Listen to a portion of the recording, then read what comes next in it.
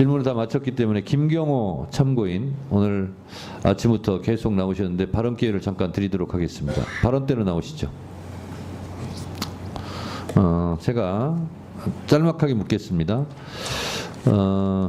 이용민 중령 맞습니까? 네, 맞습니다. 변호인이시죠? 전에는 박정훈 대령도 변호인 했습니다. 네, 알고 있습니다. 이용민 증인의 변호사로서 이용민 증인의 지금 심리 상태가 좀 안 좋은 것 같고 본인도 아까 치료를 받고 있다고 하는데 지금의 상황이 어떻습니까? 그렇습니다. 오늘도 약을 먹으면서 점심과 저녁에 약을 먹으면서 버티고 있고 제가 보기에는 옆에서 표정을 보면 안쓰러운 상태입니다. 이용민 증인이 왜 이렇게 됐습니까? 제가 파악하기로는 해병대 사령부 차원에서 차별과 정서적 학대 이것 때문이라고 파악했습니다. 이용민 증인은 포대 대대장으로서 지금 책임을 통감하고 있고 책임을 지겠다는 자세에 있죠. 그렇습니다. 수사 처음부터 도의적 책임뿐만 아니고 법적 책임에 대해서 모두 지는 것이 고 최해병에 대한 진정한 명복을 비는 길이다. 이렇게 밝혔습니다. 이용민 증인의 태도는 이러한데 그 윗 상관들의 태도는 어떻다고 생각하십니까? 특히 임성근 증인은 오늘 청문회에서도 허위 사실을 2번이나 이야기했습니다. 그 허위 사실 2번 얘기한 것은 무엇입니까? 오전에 자신의 부하가 수중수색한 사실을 7월 19일 19시경에 인지했다라고 얘기했습니다. 그러나 그날 사고가 발생하고 7월 19일 10시 46분경에 사단의 참모장으로부터 이용민 중령한테 전화가 왔고 당시 이용민 중령은 벨트 아래 수중수색간에 실종이 돼서 사망했다라고 보고했습니다. 정상적인 군의 보고 체계라면 참모장은 바로 사단장에게 보고했을 것이고 또한 해병대 수사단에서 임성근 증인은 자신이 스스로 7월 22일 영결식 이후 수중수색 사실을 처음 알았다. 깜짝 놀랐다. 나는 수중수색 지시를 한 바 없다라고 말한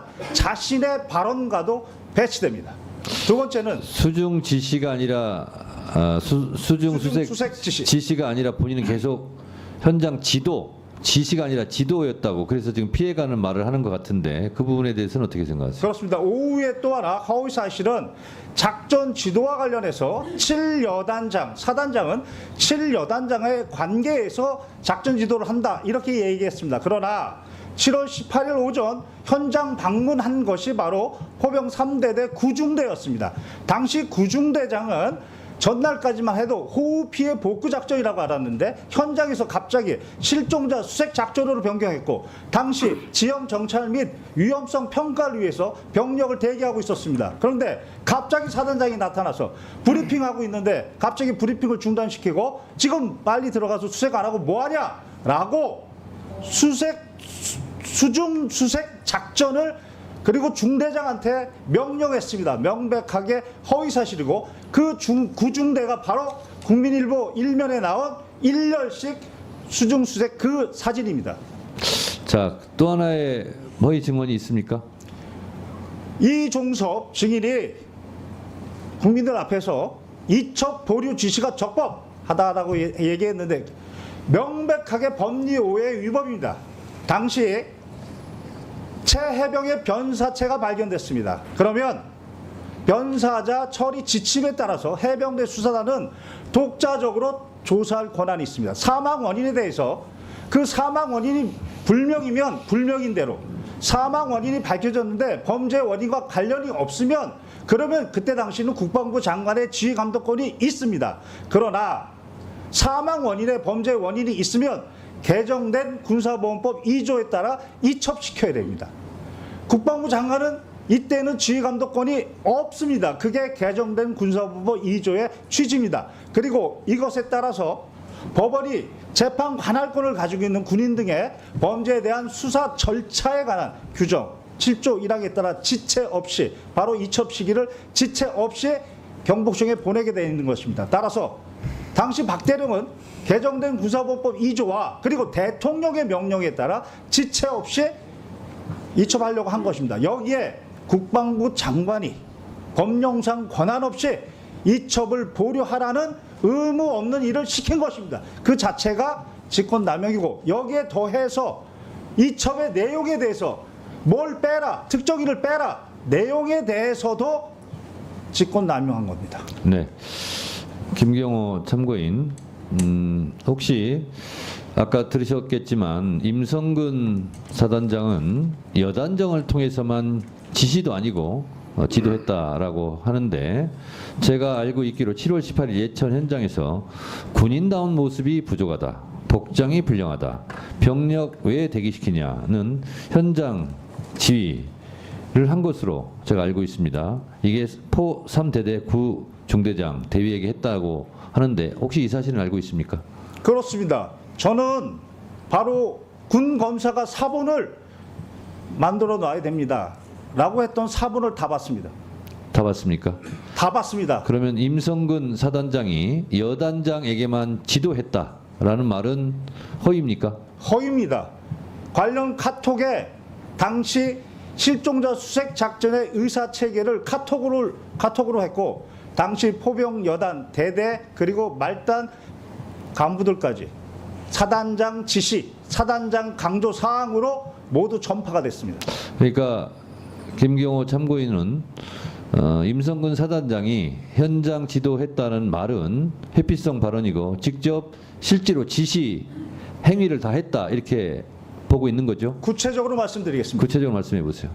당시 합참의 단편명령과 제2작전사 답편명령에 따라 7월 17일 10시부로 작전 통제권이 전환됐습니다. 그러나 7월 17일 21시 55분부로 자신의 명령으로 단편명령 23-19호 호우 피해 복구 작전, 호우 피해 복구 투입 실시라고 단편명령을 내렸습니다. 자신의 병력을 언제, 어디로, 어떤 병력을 투입하는 명령은 내릴 수 있습니다. 다만 여기에 예하부대 과업에 대해서 깨알처럼 구체적으로 명령을 내렸습니다. 이때 포병여단은 단순히 호우 피해 복구 작전이었습니다. 그런데 7월 17일 도착해서 10시경부터 카톡에 실종자 수색 작전이라고 사단장이 강조했다라고 그렇게 명령에 내려옵니다.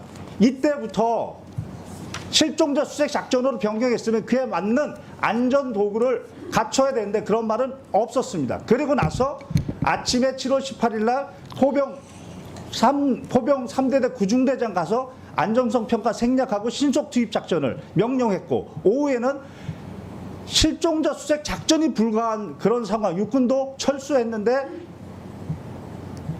지속 명령, 작전 지속 명령도 바로 임성근 증인이 내렸습니다. 그리고 더욱 중요한 것은 이 사건 바둑판식으로 무릎 아래까지 내려가서 정성껏 찔러보면서 탐색, 임성근 증인이 강조했고 지시했고 그것이 카톡에 모두 나와 있습니다. 자, 김경호 참고인, 하여튼 하루 종일 말씀 참느라고 고생하셨는데요. 제가 묻겠습니다.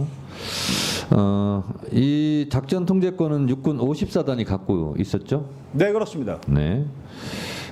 그런데 그래서 임성근 사단장은 자기에게 지휘권이 없었다 이렇게 주장을 하고 있는 것 같은데 그 부분에 대해서는 어떻게 생각하세요? 7일 여단장의 진술에 따르면 당시 54단장은 현장에 한 번도 오지도 않았고 화상회의로 한 번도 진행도 안 했으며 어떠한 지시도 하지 않았다. 반면 임성근 증인이 현장에 2번이나 왔고 화상회의도 했고 구체적으로 지시도 내렸다. 이렇게 진술하고 있습니다.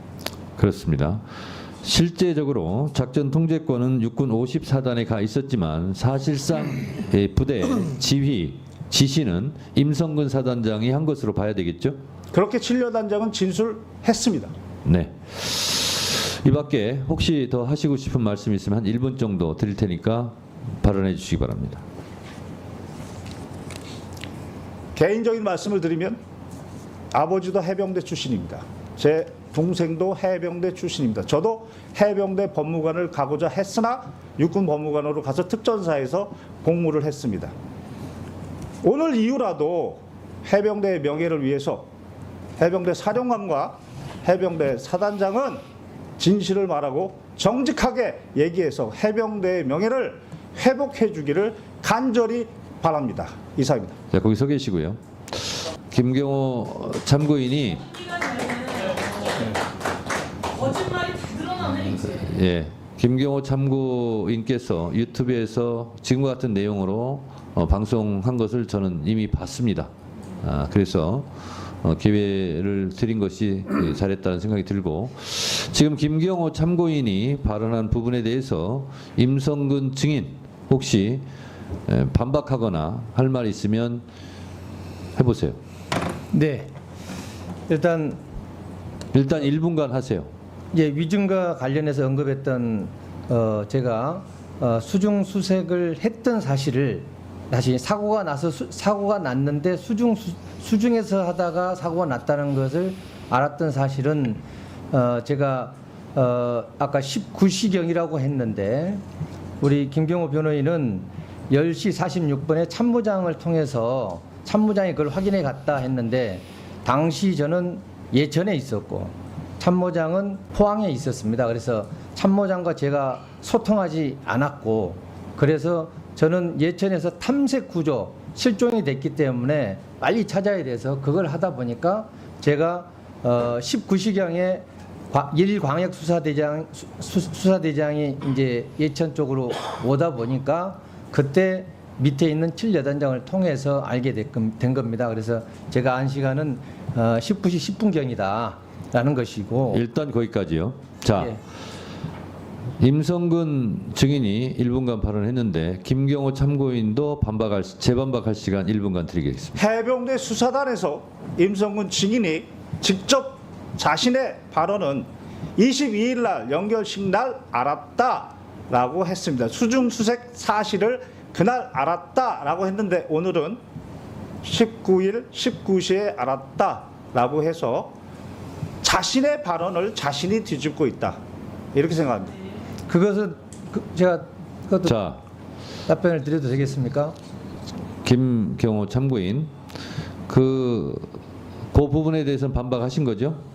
저는 제가 본 진술 내용 그대로 네, 말씀드립니다. 그렇습니다. 자, 임성근 증인께 다시 기회 드리겠습니다. 이것 말고 지금 김경호 참고인이 쭉 말한 부분에 대해서 혹시 반박할 내용이 있으면 1분간 반박할 시간 드리겠습니다. 방금 전에 김경호 참고인이 얘기했던 그것은 아까 사진을 본 것에 대한 답변이었습니다. 제가 피의자 진술 조서에. 그래서 그 사진은 연결식이 끝나고 언론에서 이슈가 돼서 그때 제가 보았다라고 그 사진을 본 시간이 연결식 이후에 본 시간이다라는 점입니다. 그래서 사실을 잘못 판단했다, 사실 오인이다 말씀드리고 싶고요.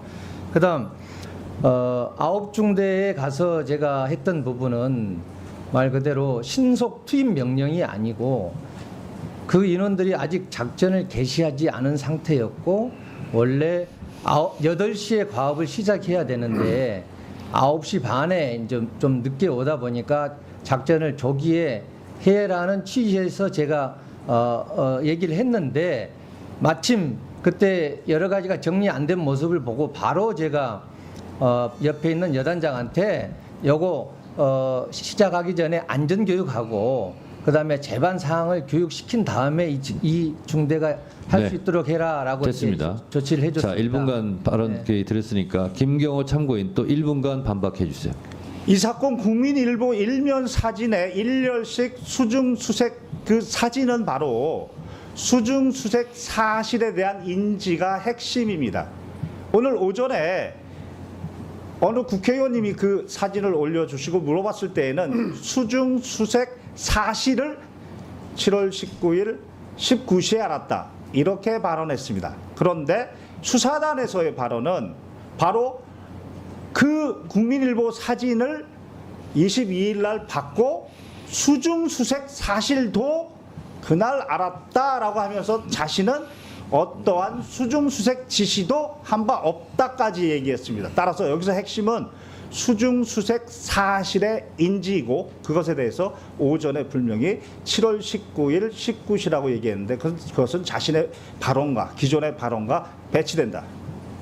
자, 이 부분에 대해서 임성근 증인 1분간 또 발언하시죠. 네.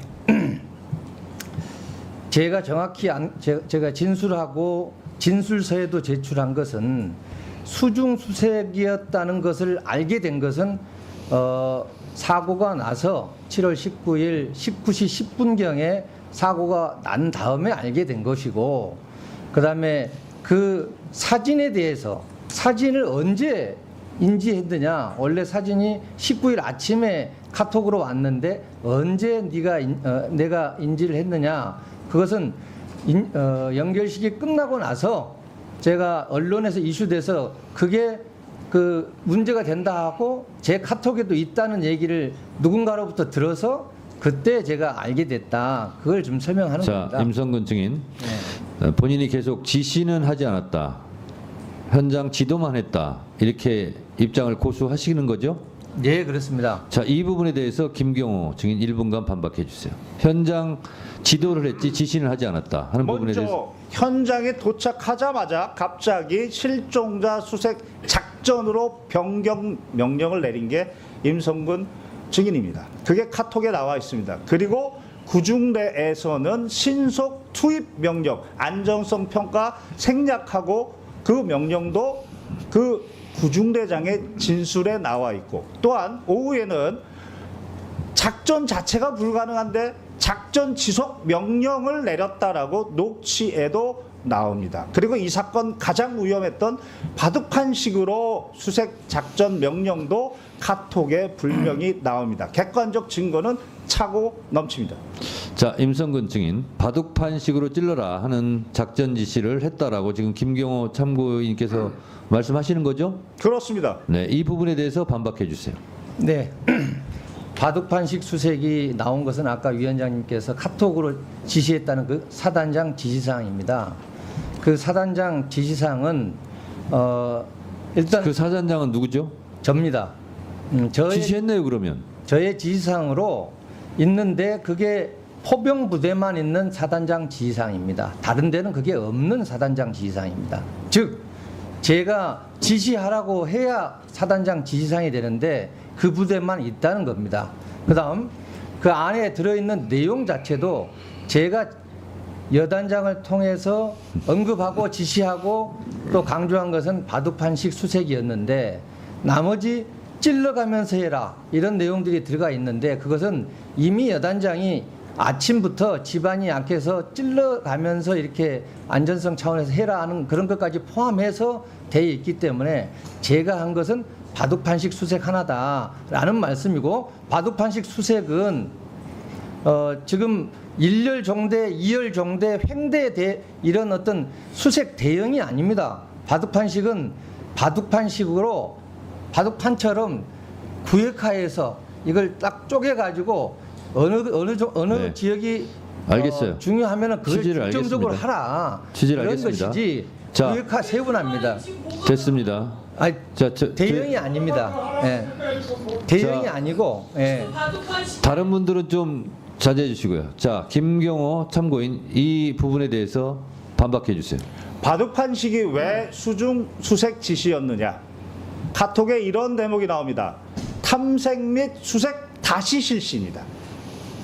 그리고 나서 바둑판식 지시가 나옵니다. 그렇다면 다시 이전에 그 전에 어떤 모습이 있었느냐? 그게 바로 구중대에서 안전성 평가 생략하고 신속 투입시켜서 국민일보 일면에 나와 있는 허벅지까지 수중수색 1열식이었습니다.